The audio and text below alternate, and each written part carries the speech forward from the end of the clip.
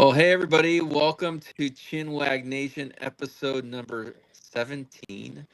We're going to Wow. be talking about living your best community life. Uh, when I thought about the title of this, Stephen, I'm like, what am I going to call it? Like living your best life, and then just throw community in there, right? Like living your best community life. We have a very clear vision for this effort that Steve and I have been leaning into now for quite some time, and that's to inspire lasting leadership communities. So, key reason why we're talking about that today. Our mission is to do the hard stuff together. We believe that leadership suffers in silos and thrives in community. Like people need to connect, especially as it relates to navigating the complexities and the challenges of the workplace. Like community is vital; it's necessary, and to not have it. I think we both experienced this and at points in our career. It doesn't feel very good, and it can feel very lonely, especially in a virtual space. And how can you help us? Really, like if you're missing community, build it from where you're at. Like that's what we hope to inspire, is that not just community with us, but community in your own spaces, your own workspaces, your own home, your own neighborhood. We just want to inspire community within leadership, especially. And then also, the basics of social media. Share this, like it, comment, engage with us. That all helps us get this message out, the thing that we're trying to do. And we have a standard disclaimer before we kind of get into the content. This does not reflect past, current, future employers. This is us just having a good chinwag, talking through these things that we're passionate about in the leadership space, and hoping that it provides some value to you as well, whether you're joining us during the time or you're watching it after the fact. And so we bumped it a little bit earlier. We know if you're in the Northwest, actually not even if you're in the Northwest, there's the Seattle Mariners are in the American League Championship Series, and I don't know about you, but I definitely want to watch that game, especially if we could clinch our first trip to the World Series. So we moved this a little bit earlier for folks, if you were planning to watch that game. And so, gosh, Steve, when I think about just get into it, when I think about community, and I think about like the best communities out there, they have a Yeah. common purpose and a common why. Like, what does it mean to actually move into that space? And if you think about like the best communities, they're highly sought after, and they're typically really expensive to be part of. And I think that parallels like buying a home, right, moving into, but also parallels like the challenges of getting into those really great organizations that are known to be amazing to work for, right? They're typically harder to get into. And like it could be something as simple as, that home that everybody goes to during the holidays to check out because they just go all out. I don't know if you know anybody like that, Stephen. Um, I mean, there's only room to improve over here. yeah. Okay, so you got to share like what you do and what that means to you, the people in your Yeah. neighborhood. I mean, I think it's important to share that. Yeah, man. I mean, I think it's ever since COVID. We had the kids at home, and we weren't really seeing friends and family at the time because we had a newborn, and um, trying to figure out like what's going to be the best way to bring some of that Christmas holiday spirit, to the house. And so we just started Yeah. decking out the house in Christmas lights, which was pretty fun and exciting. And now it's a community expectation. And last year we actually made the papers and had a lot more foot traffic, but we've got like, an archway people can go run under. Every square inch of grass is covered, house is covered, right? Yeah. But just seeing how much the kids light up and watching families take pictures in front of the lights, it's Yeah. uh it's great, just kind of bringing that shared spirit. Well, and it fosters connection, right? It Yeah. fosters, and when you connect, you're stronger, right? As a neighborhood, you know one another on a deeper level.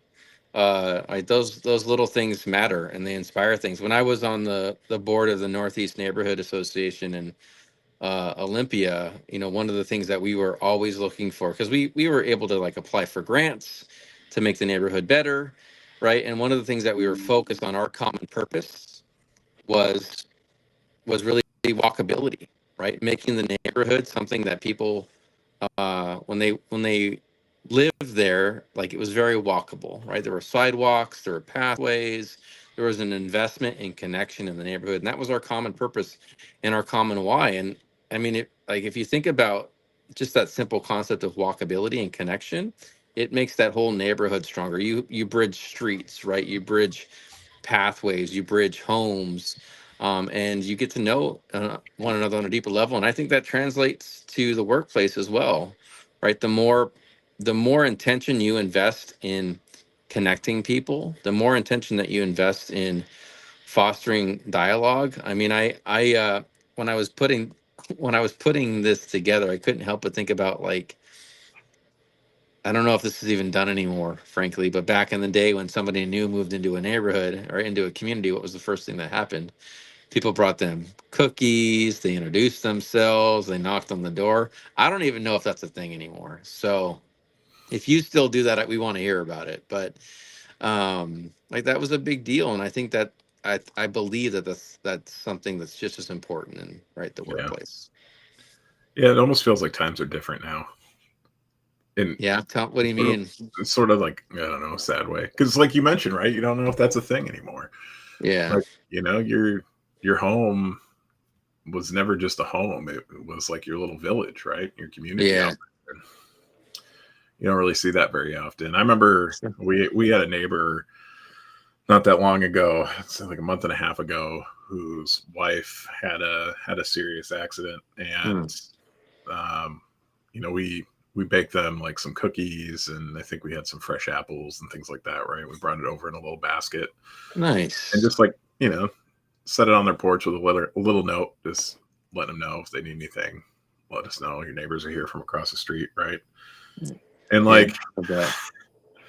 they responded with this very generous gift card and a very generous note, and it was like an over the top response. And I, I had to write them back and be like, "Hey, we do this without any sort of expectation, right? This is what neighbors should be doing for each other." Yeah. But you could just tell from their response that they didn't really have a ton of people responding to them in kind, right? Or Hmm. um, making that effort to check in on them. And Yeah. it's just sad, man. It's just sad. Shouldn't be like that. Well, I mean, we're talking about living your best community life, and that sounds Yeah, like what it would take to live your best community life. And you said something that stuck with me, and that was taking the time to be intentional about reaching out, yeah, yeah, right? And I think that fundamentally, if you want to live your best community life, all right, that's something that you do, right? That's something that you be very intentional about, right? Just reaching across in a virtual space. It might be cold calling somebody, just saying, "Hey, how are you doing?" and checking in. But for you, right, for you, Stephen, just kind of centering in on this subject tonight, when you think about the best leadership community that you've ever been a part of, that made it feel like a community, not just right, just not just a team. Because I think you can say we're a team, and you can pull a collection of people together and say, "Hey, we're a team." But I think the glue that actually makes a team stronger is that word community. And so when you think about the best leadership team that you've been a part of that felt like a community, not just a team, like what was it about that space that made it that way for you? yeah. I mean, I think of a couple of things as it relates to that, right? Because I'm actually pretty particular about the communities that I join because, frankly, like communities take effort, even if it's Hmm. incredibly rewarding. Um, time, emotional effort, mental effort, sometimes even physical effort if you want to be out there helping out your neighbor.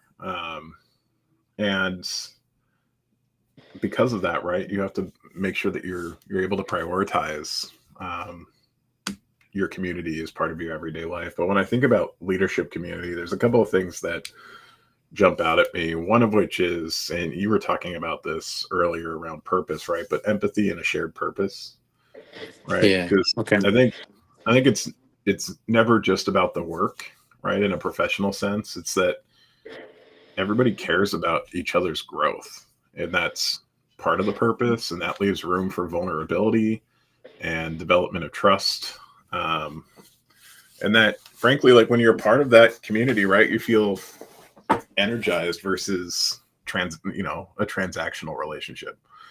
I think you're Well, excited to see people every day.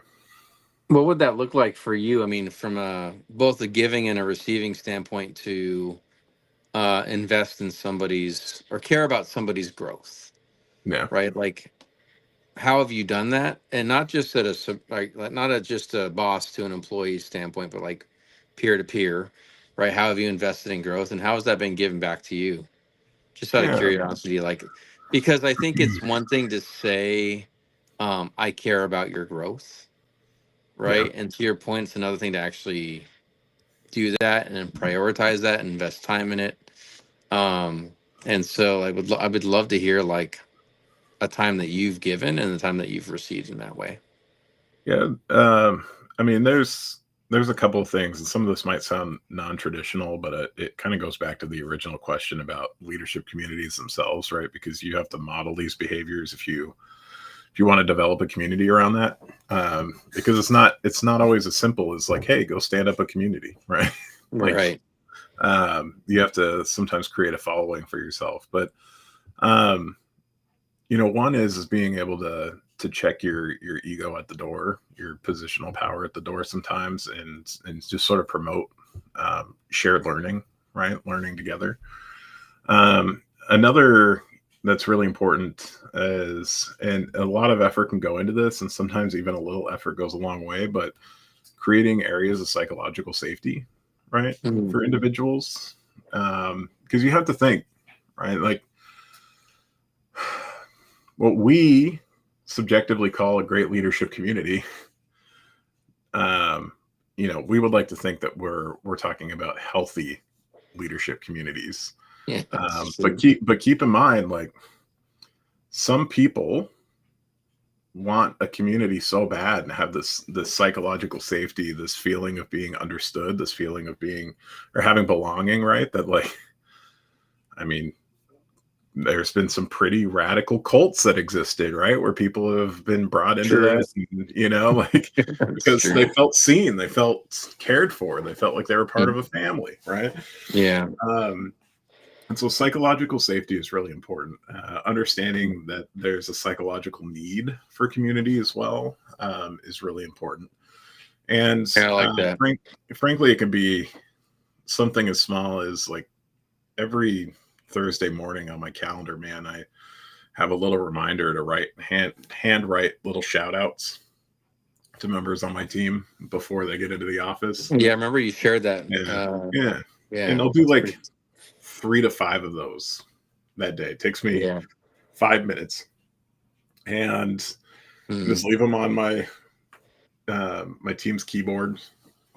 And I always get these like really positive, reactions to that. But that like starts to open the door of like, oh, Steven actually cares about me Mm. as a person, or at the very least, like, sees my efforts, Yeah.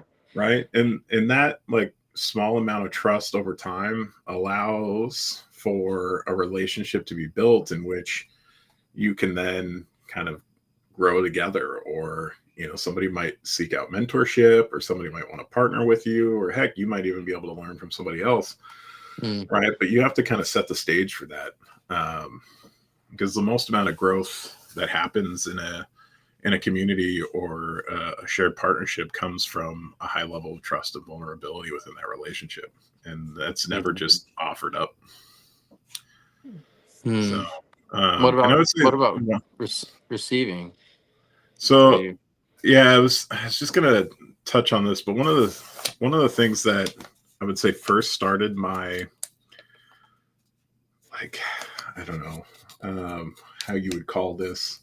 It sounds kind of transactional, but I remember the first time I was offered a job out of college, um, I was not qualified. In fact, it was like one of the worst interviews I've ever had. But Mm. um, the hiring manager was like, "We see the aptitude in you. We see the passion in you, right? Like, Hmm. you've got the job." And I was like, "Are you kidding me? Like, I couldn't answer any of your questions." But that sounds like a huge investment in somebody, right? Like exactly, right? that's a big deal. And And can we just sit there for just a second? yeah, I think that that's probably one that I think that can be one of the biggest inhibitors to community building is the willingness to take those kinds of risks on one another, yeah, right? yeah, Where everybody's giving the people around you giving you information that's like, this isn't super great, but you still invest in and you still show care for the folks around you anyway, yeah, yeah, right? absolutely. Um, and I just remember feeling so valued without even having produced Mm-hmm. a single thing, right? Because I hadn't worked there yet. That I felt so motivated to provide just this exponential return on investment Mm-hmm. for them on that chance. And so that's something that I Mm-hmm. also try to do as a practice is, you know, limiting the barriers to entry in the sense like if somebody's super passionate and if they have the aptitude, right? Like Mm-hmm. Yeah. give them a chance. Yeah. Yeah, I mean, you gave me, I think, my first, you know, big break in the IT space, you know, and I felt that belief, right? I had the transferable kind of skills that I felt I did, but it was a little bit of a leap to move in that pure technical space, and I know, and but I felt really successful because of that, you know, and I can see how that can be, I can see how that can be really impactful, especially in the community space. Yeah. You know, because the opposite of that, right, is a perpetuation of keeping people down, right, versus building them up. Um and I think we talked about talking about both sides, and I think there's a mirror right to that where you have communities where uh they don't take care of like the weakest person, right? They don't lift that person up because they're like, oh, that person can't deliver, that person's struggling. um Whereas to your point, imagine if everybody rallied around them and lifted them up. And I'm not trying to compare your situation. I can't remember the exact quote, but like a reflection of a community is how they take care of their most vulnerable and their most challenged, right? Yeah. And not versus those that only highlight and only celebrate the most successful. Um, and I think that's I think that's an important thing to kind of think about and chew on, especially if people are seeking to build a strong and healthy and thriving leadership community where you're living your best, you know, leadership community life. You have to look at those that are struggling and what do you have in place in that community to help those folks not only belong and feel like they belong, you know, within the community, but also feel like they can have an impact regardless of the challenges they're facing. Yeah. Yeah. There's because I don't know the rules of these podcasts and platforms, but there was a CEO of a very successful organization um, who was recently giving a short talk, and he said something that really stuck out to me. He said, "I don't I don't ever like to lay lay somebody off for performance issues or let people go." He was like, "That's more of a reflection on me than it is on Mm-hmm.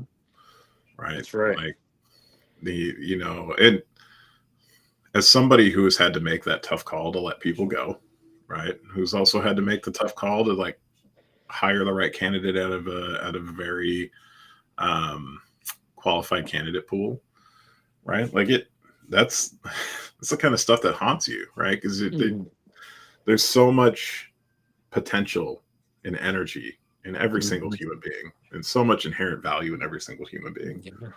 Um, you know, and just trying to figure out how do you maximize on that level of empowerment, that motivation, somebody to really sort of step up in their role and do what needs to get done, right?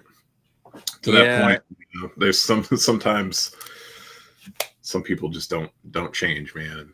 Some people No, aren't willing to. I've been in those positions too, right, where I've had to let folks go, and um, but I wholeheartedly believe in what that CEO shared, right? Yeah, If somebody's can I honestly look at what I the effort that I've given and say like I've done everything I've been able to do to help this person succeed. And I think that that's scalable, right, to an Yeah. entire leadership community. Has the leadership community done everything they possibly can to help everybody within the community be successful? Yeah. And if not, right, then maybe there's some opportunity there, right, to become stronger and put some things in place so that way you are helping everybody succeed, right, on every level. And my lovely wife Johanna has joined us, Stephen. Well, at least one of my family members, for I don't each see the chat. episode. Where's the chat? It's a Oh, there little it is. text box Yeah. icon there. So welcome, my lovely wife. Good to see you. But I think it's scalable. And if you truly want to build a thriving community, if you truly want to live your best leadership community life, there's something to be said about the structures and the systems and the processes that you have in place to help the least, quote unquote, as the you would define it in your organization, right, the least successful person on your team. And really look at like what's contributing to that, and how you can help that person. um so I think this is really like a really powerful conversation, because in my opinion, like every leadership team should be striving to operate in this way, right? And because it ripples through the entire organization, especially at a leadership level, that ripples down into your teams. And do not underestimate, if you're a leader right now, you're a leader of people. Do not underestimate the the unwritten channels of communications between your teams that happens. People compare notes, right? They see how you all are treating one another. They see how you all talk about one another. They see how you all treat the most challenged, and how you treat the most successful. And they're all taking notes and comparing notes, and right. So it does have an impact throughout your entire organization. Yeah. Um, when you think about leadership teams that thrive on connection, why do you think some leadership teams thrive on connection versus other teams that struggle to even say hello to each other? Like, what do you think contributes to that? Yeah, it's funny because when you when you ask that question, I immediately think of Seinfeld, because there's like No two soup for you.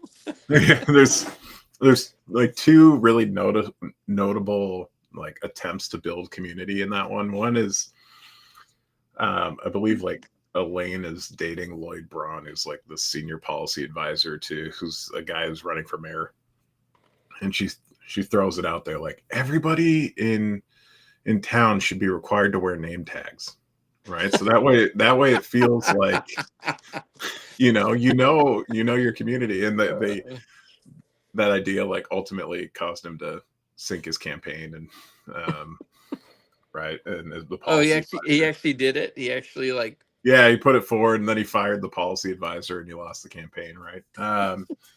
Spoiler alert. And then the other one was they did a similar thing like within the apartment complex, Jerry's apartment complex, where they put pictures up with people's names on it, so that way you would know who's in the You community, know. right? And uh, it like it's brilliant because like it's a very innocent and sweet thought, right? Like, oh, if you've got to face the name and that like awkwardness of not knowing somebody's name, maybe yeah. somebody you've seen 100 times, right? You can Hmm. overcome that challenge. But frankly, like presence versus busyness, right, in the workplace is Mm, one thing. Trust and authenticity is another thing. Just because you know sure. somebody's name doesn't necessarily mean that you know who they are Who they are. authentically. You don't Yeah. necessarily trust them. But I think another challenge I see in the workplace all the time, and I call out managers on this frequently. And please note that I said managers and not leaders, because there's a lot of management that are not leaders. But I would say like connection often fails when ego is louder than empathy, right? Like you have to have shared Hmm. humility, um, Hmm. because teams that connect deeply usually have collective humility. And Mm-hmm. even though I have been very blessed and very successful in my career, I do not know everything. And frankly, when people share the term experience, I think a lot of times they relate experience to the amount of time that you've been in a role, or the amount Mm-hmm. of time you've been in an industry, Yep. right? But for me, experience is like, how many mistakes have you made along the way? Absolutely. Yep. Like, you can make a lot of mistakes in a short period of time and learn a hell of a lot more than you did in 10 years, That's just right. trying to maintain Versus the status quo. versus maintaining the status quo for Yeah. 10 years. Yeah, So, without a doubt. and because of that, right? Like I'm very aware that I don't know everything. In fact, I try to be hyper aware of my weaknesses and my shortfalls. And when I'm trying to build a team around me, I try to hire for those shortfalls in the sense of if somebody else is much stronger in that area, why not trust them to, go do that and make our team stronger? And I'm happy to learn from them. But I'm also, it's important to like be able to make mistakes and admit that you made mistakes and fail and move forward and learn, right? Because in and of itself, that will produce better results down the line.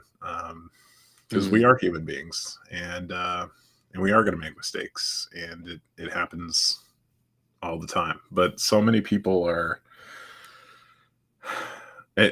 coming from a relatively insecure person. There's so many people that their insecurities show in their positional power, where making mistakes and showing humility isn't something that they ever want to be Sure. necessarily exposed about, Mhm. right?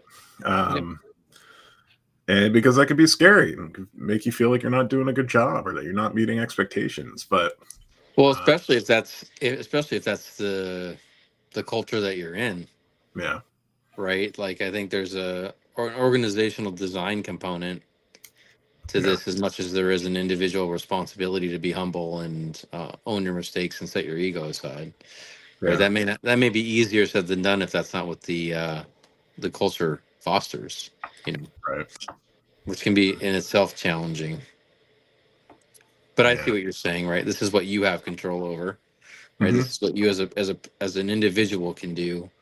Um, and I mean, I've known you for a while now, and I know one of your core values, or at least core value statements, is I'm going to do what I know is right, and if doing what I know is right, you know, ends in an outcome that doesn't work super great for me, that's okay. At least I know I did what I did was right.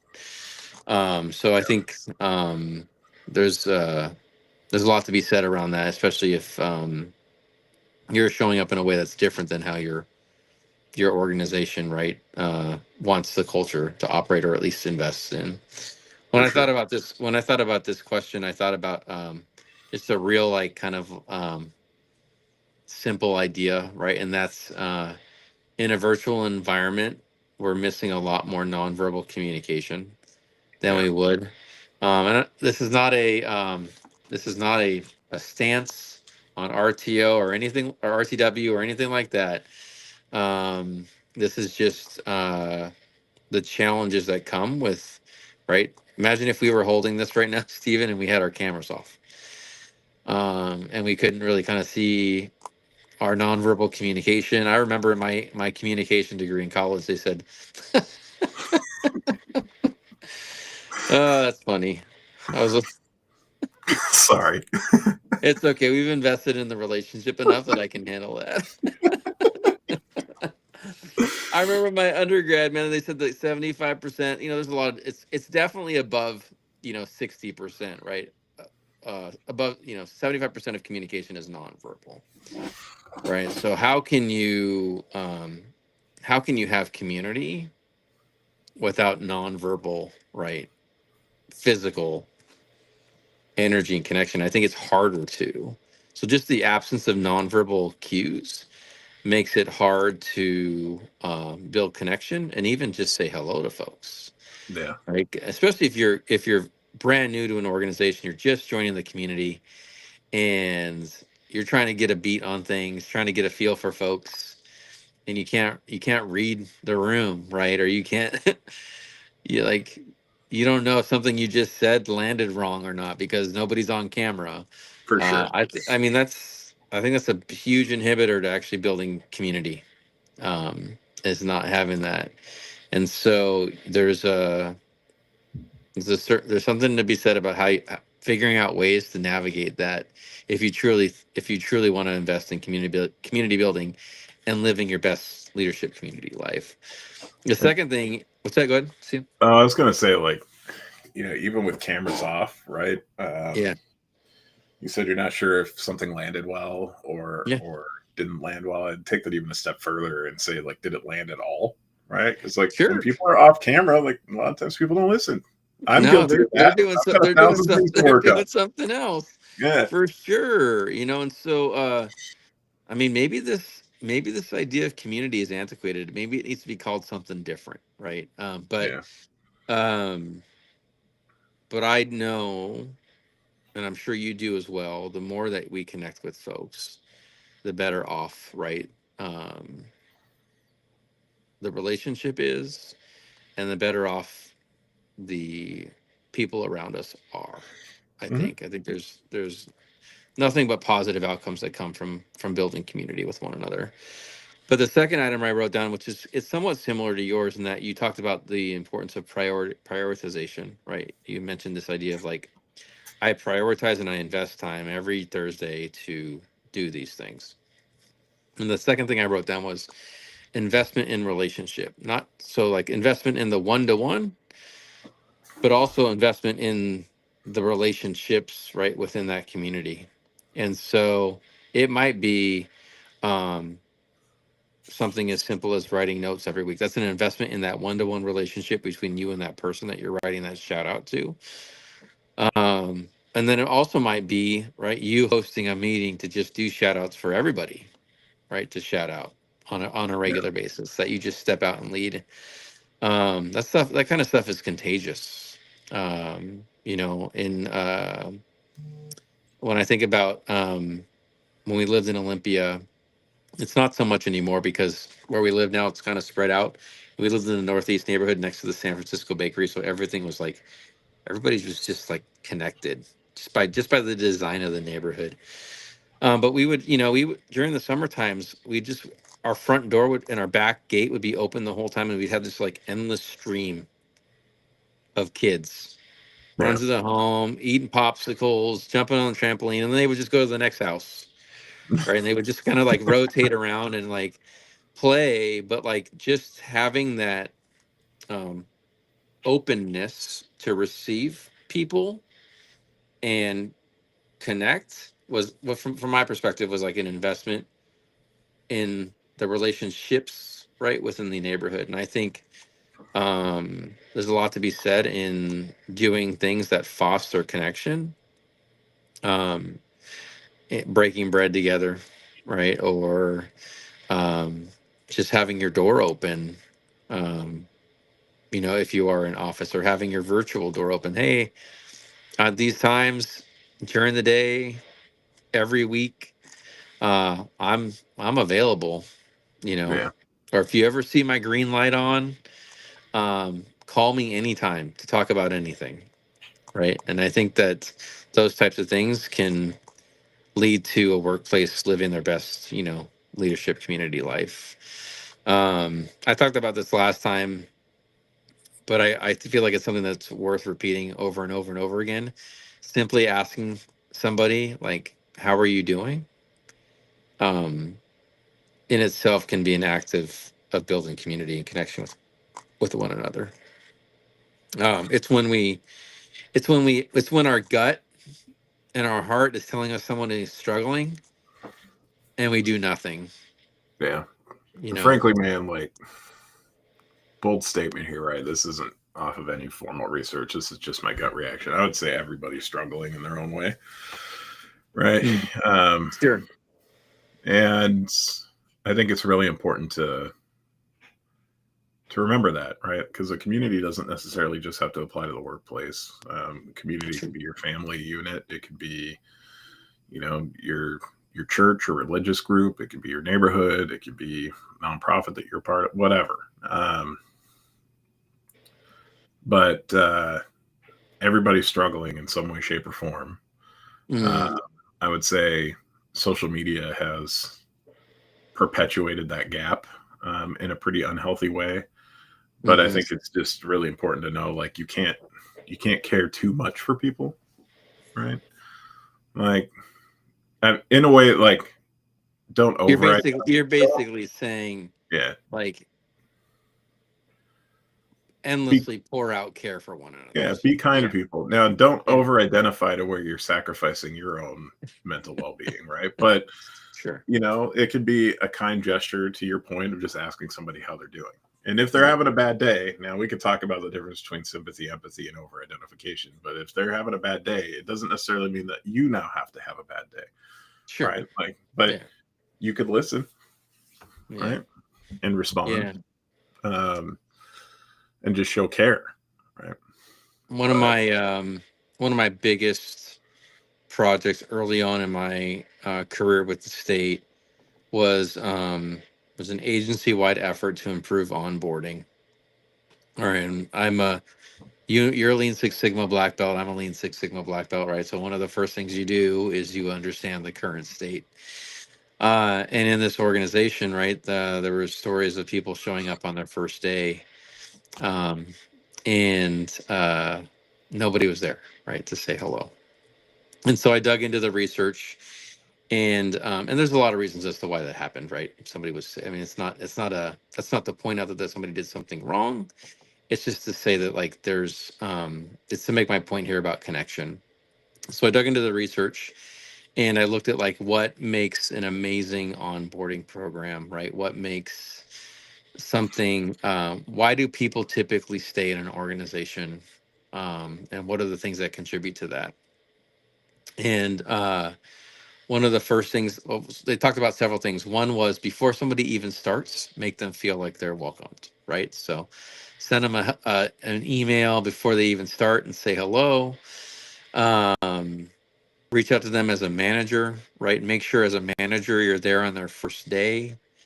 um, we As part of the onboarding work, we've had these welcome cards printed that we would include in the onboarding packet that everybody could sign and say that's cool. hello to. And the reason why we did that is here's what the research says: people within their first 2 weeks, decide if they're going to stay with an organization or not. So if they don't feel like they belong or they connect or that the organization resonates with them, this was researched several years ago, so this may have changed. Um, then within the first 2 weeks, they're gonna know if they're gonna stay long term or not, Yeah, right? So we place a heavy emphasis on like, we want you here, we see you, we're excited to have you. Here's who we are, here's what we do, here's how you connect to the greater world, right? And so it was a very, very big investment in the first 2 weeks of somebody joining an organization by design, because we wanted people to feel welcome. And if they felt welcomed, if they felt connected, they stayed like on average like a year or two longer yeah, than they would have in the first place. So it's there's something to be said, right, about the that investment. You can't care too much, right, and you can't make somebody feel in my opinion, there's no such thing as somebody feeling like they're too connected, right? Or there's too little belonging, right, to an yeah, organization. It makes a tremendous impact on folks. So yeah. And I mean, people could poke fun at you and think that you're being unrealistic because you're overly optimistic or whatever it may be, right? But yeah, I'd rather be overly optimistic on being kind to people and trying to cheer up their day than be overly pessimistic and hmm, being a jerk. Um, yeah, you know, that's true. but it comes back. Episode 2, I think it was, where we talked about the power of mattering, right? Yeah, hmm, People want to matter. yeah, Um, and that's a big deal. I well, if I think if there's anything that folks take away from tonight, you know, you can't care too. There's no such thing as caring too much for folks. Investment in the relationship is super important, not just the individual relationship, but the community relationship.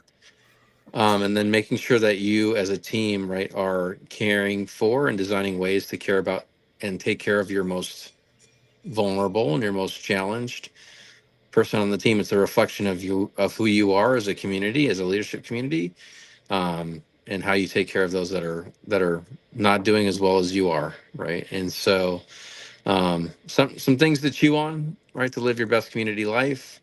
Um, and we would love to hear from you. Please send us, questions. Please engage with us outside of our time together. We're going to be kicking off a series next week on organizational development. We're really excited about that. So keep your eyes open for that next post, kind of kicking off our next series.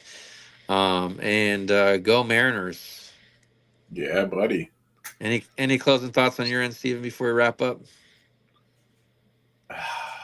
Not that I not that I could think of that we haven't already touched on, man. I think it's just important to highlight that, as we talk about doing the hard stuff together, as we talk about third place leadership, as we talk about developing communities, just how this always comes back to um, being human, you know? Mm. Um, that's just, it's so powerful to embrace the things that make us human beings. Um, and regardless of whether that's in a community within the workplace or out of the workplace, right? Depending on your position, you're going to have decision making authority, you're going to have requirements, you're going to have risk associated with your role, but it's really up to you on how you choose to do that role, how you choose to mitigate those risks. And Yeah. I think being human is super important. No, I think you're a great human, Steven. Oh, thanks, Brian. Wish I could say the same, man. No, I'm just kidding. I love you. I feel like our community is struggling right now, Steven. You and me. Yeah. Oh, Right. what a shame. But it's well, hey, thanks for joining tonight. If you watch this after the fact, we'd love to hear from you. We'd love to hear your questions. We'd love to build community with you. So reach out.